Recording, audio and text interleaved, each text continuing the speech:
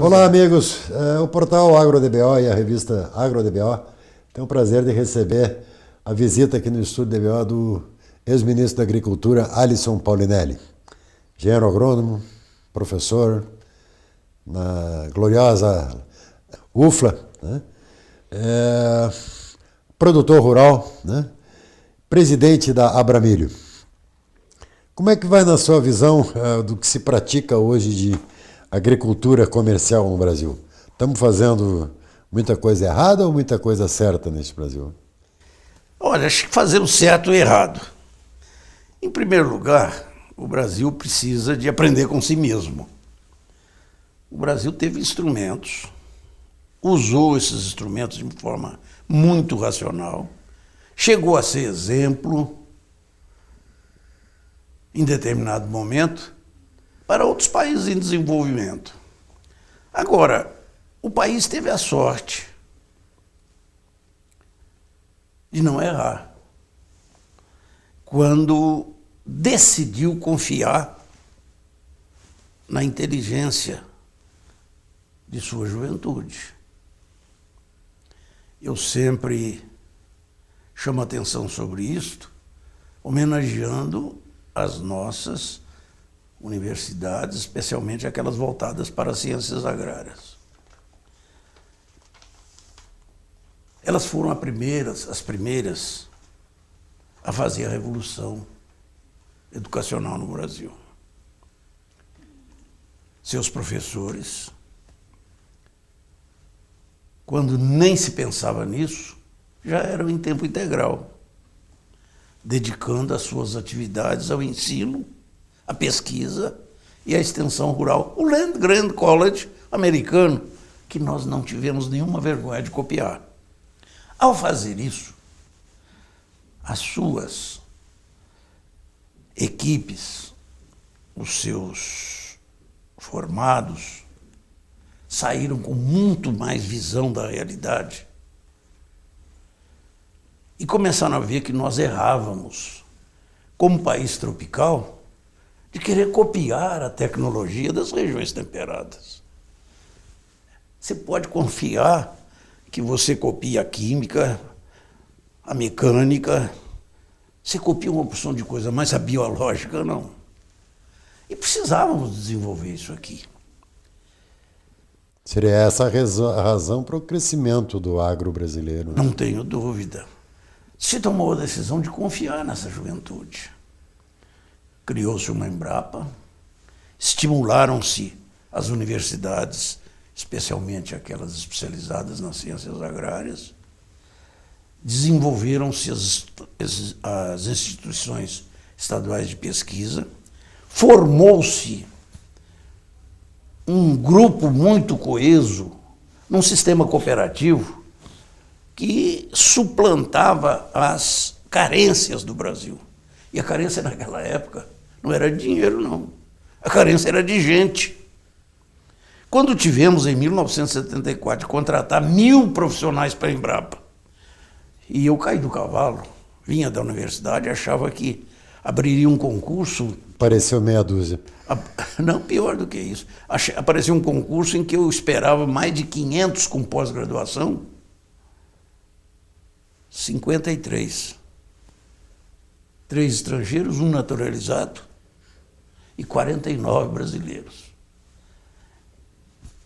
Olha, era de assustar, mas foi importante, porque na minha briga com o DASP, famoso DASP, a minha tese é que eu queria que aqueles que tivessem pós-graduação entrassem direto. O melhor concurso, porque uma pós-graduação não existe.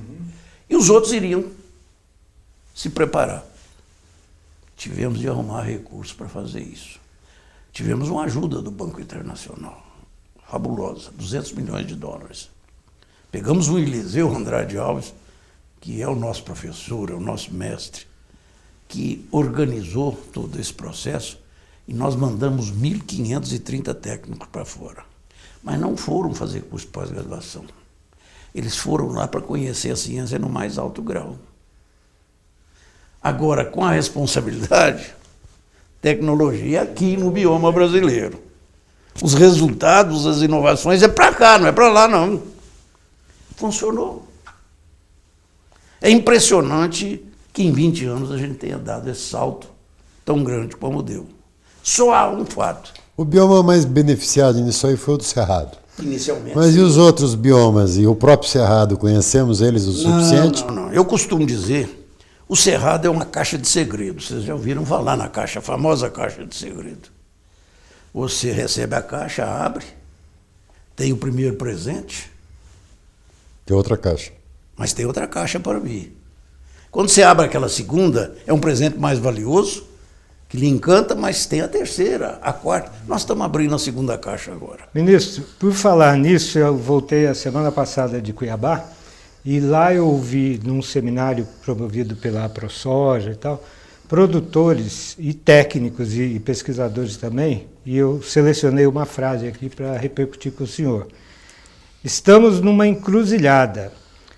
O sistema de produção está esgotado. O solo está pedindo socorro, está doente, esgotado com a monocultura da soja e da sucessão de milho ou algodão. Foi essa frase que eu gostaria que o senhor nos dissesse por que a gente chegou nesse ponto. Quer dizer, eu fiquei muito espantado quando eu ouvi isso, porque eu esperava até um depoimento diferente. Eu tenho que discordar um pouco disso. Esse moço não tem experiência em produção nos países concorrentes, não. Os países concorrentes têm uma janelinha de 12 dias para plantar.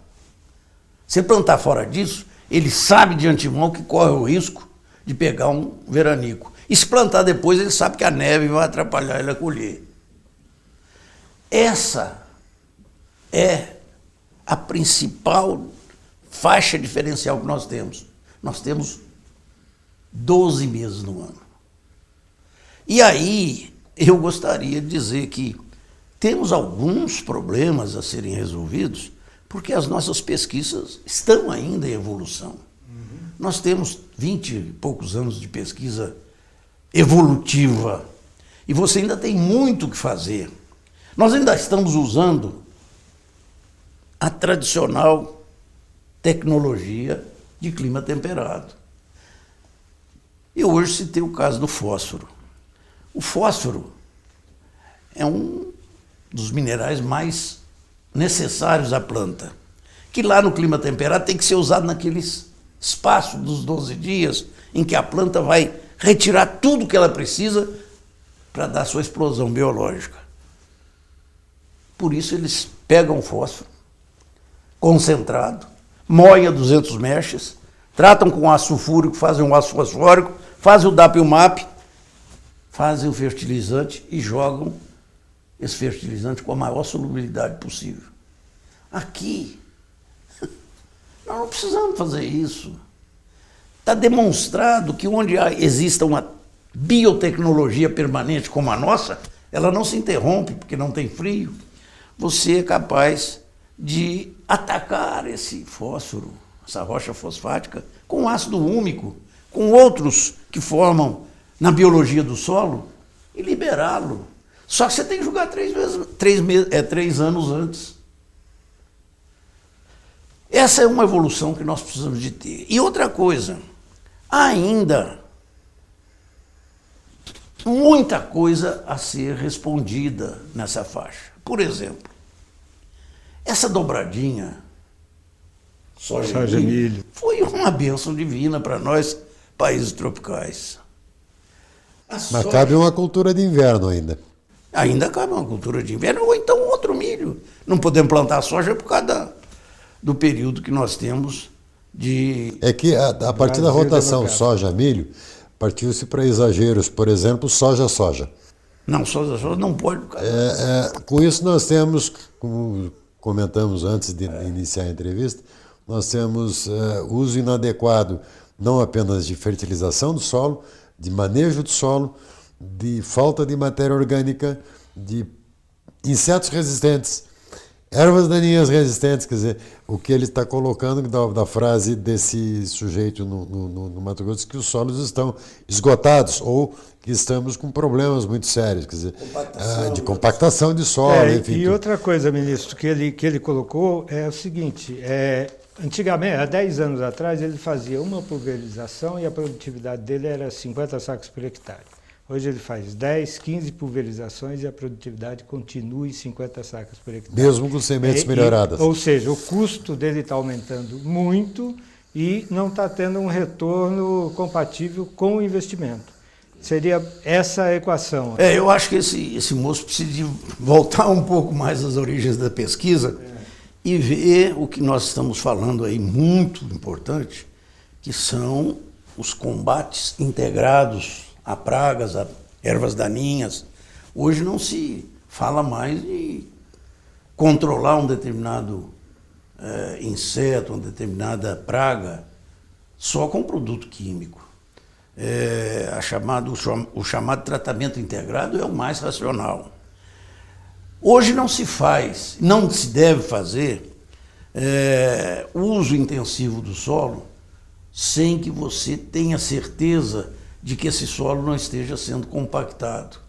A compactação do solo você pode corrigir pelas plantas que você está trabalhando com ela. Ah, mas a soja tem raiz superficial, o milho tem raiz superficial e a coisa lá embaixo. Eu tenho exemplos. Faça a integração total e mete uma braquiária no meio. Você vai ter palha mais barata, mais eficiente. Você tem uma chamada raiz que faz uma verdadeira aragem profunda que coloca o seu solo em excelente qualidade. Eu tenho exemplo disso, próprio. A raiz da braquiária vai a 1,80 m, 2 metros de profundidade, traz de volta aqueles elementos que lixiviam, não o fósforo, mas o potássio, o nitrogênio e outros.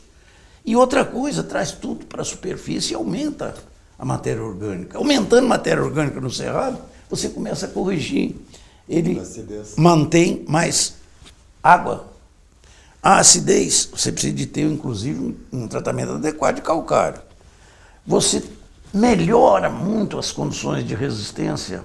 Eu vou lhe dizer, Minas sempre foi um importante produtor de feijão. Nós estávamos parando de produzir feijão por problemas do milho e da mosca branca. No meio da braquiária não existe isso. Quer dizer, são combates biológicos que estão surgindo e que nós precisamos aperfeiçoar isso. Nós não podemos ficar naquele dia a dia sem inovação. Agora, ele tem uma razão que eu vou dar, ela é evidente. As pesquisas estão sem recursos, não estamos podendo ampliar tanto a linha de busca de solução, não conhecemos sequer os nossos biomas, que temos reclamado tanto. O Brasil tem 6 biomas que tem que conhecê-los. E já legislamos sobre ele erradamente. Só para deixar claro, ministro, esse produtor que falou isso é o produtor que está com uma rentabilidade 60% acima da média no estado. Ele é um cara que faz rotação, que planta lá crotalária, que planta outras coisas, outros produtos no meio. Ele está procurando soluções. Exatamente. Com toda certeza. A crítica dele é, de uma maneira geral, que foi observada, inclusive, pelo pessoal da Fundação Mato Grosso, que endossou, de alguma forma, a fala dele. Aumentar os recursos para pesquisa. O que era? Matéria orgânica, basicamente isso, e esse manejo do sistema de produção. Lá no Mato Grosso mesmo, mais intensamente no Mato Grosso Sul, especialmente naquela área mais arenosa, verdadeiros milagres da integração lavoura-pecuária. Verdadeiros milagres. Ontem passei o dia inteiro, anteontem, com o presidente da cooperativa da Cocamar, lá de Maringá. Essa cooperativa faz um trabalho belíssimo. Pegou aquele arenito de Cauá. O arenito de Cauá era uma terra que não valia nada lá. Você comprava aquilo com 3 sacos de soja. Só tinha aquela gramazinha por cima. E o animal, como ela era resistente principalmente ao frio, depois do frio era a primeira que vinha, que tinha um certo valor, que era isso só, era brotar rápido. E eles integraram agora e estão fazendo a pecuária lavoura juntos. eu vou lhe dar uma notícia que ela não é até agradável. São as terras mais caras do Paraná hoje. Estão tirando 70, 80 sacos de soja na areia e ainda tiram 8, 10, 12, 14 arrobas de boi. Aí antes plantava só mandioca. A gente já noticiou isso na revista. Olha, são evoluções que estão acontecendo e elas são importantes porque eu chamo isso de agricultura tropical, que nós descobrimos e não podemos abrir mão disso. Eu fico muito preocupado, acho que a pesquisa está passando uma fase difícil. Você vai dizer, mas não tem, não, ela tem recursos. A pesquisa hoje tem o que para mim é o fundamental, é o recurso humano. Os recursos financeiros são limitados? São. Mas se nós trabalharmos junto com esses órgãos, a Embrapa, as OEPAs, são as estaduais, as universidades, a iniciativa privada, produtores como esse que você está falando, e nos organizarmos, olha, o dinheiro vai ser fêmea, vai produzir. Diz que dinheiro macho não reproduz. Te garanto que ele vai dar muito mais rendimento. Eu estou acompanhando um trabalho que está sendo feito agora no Ministério da Ciência e Tecnologia, tentando reorganizar aquele sistema cooperativo. Tenho muita confiança, porque o atual presidente da Embrapa é um homem que conhece, de uma visão fabulosa, e ele está sentindo isso. A nossa ministra, com as dificuldades que está tendo, eu tenho absoluta certeza que ela não vai sacrificar a Embrapa, ao contrário. Ela precisa da Embrapa e ela sabe do que precisa ser feito. O que nós precisamos de fato, e eu acho que isso é fundamental, é julgar essa ciência brasileira, confiando nela, para ela dar soluções. Você acha que a Anater tem um papel grande nisso? Depende do que vai ser a Anater. Não dá para ela copiar um modelo antigo e não dá para ela fazer um órgão político para fazer a extensão. Se a gente tentasse um sistema híbrido, ministro, por exemplo, renovar um projeto Rondon 4S, afinal quem estudou na universidade pública poderia dar um pouco de contribuição à sociedade. Né? Que essa Anater pode ter é o governo confiar nela, ter recursos e ela colocar os trilhos, e que todos passem pelo trilho serão ajudados a caminhar, terão combustível para isso. Seja o produtor, a associação do produtor, a cooperativa, o sindicato, seja quem for, mas seja também, veja, a iniciativa privada. Hoje nós temos nas cooperativas e na iniciativa privada muito mais extensionistas do que tem os governos. Os governos, muitos deles estão perdidos. Das 23 matérias que nós tínhamos, eu hoje conto nos dedos de uma mão. Até umas 4, 5. Exatamente. As que realmente continuam fazendo extensão rural. Olha, é uma chance que se abriu. Eu acho que ela é uma chance excepcional. Agora vai depender de quem vai formular essa política. Se quiserem fazer política partidária dentro da extensão, não vai funcionar. Que era o modelo anterior, praticamente, né? Em muitos casos aconteceu isso. Mas ela vai prestar um grande serviço, eu não tenho dúvida. Bom, ministro, da minha parte eu agradeço muito a sua participação. Se o senhor tiver mais alguma colocação, fique à vontade, por favor. Agradecer essa oportunidade. Sei que vocês, pelo que escrevem, pelo que fazem, têm ajudado muito o país na divulgação da ciência, na eleição de muitas inovações que nós precisamos a cada dia ter mais consciência de que precisamos melhorar. Muito obrigado, ministro. Obrigado, ministro. Muito bem. Auretor, muito obrigado a todos a presença. Qualquer hora a gente volta, se Deus quiser.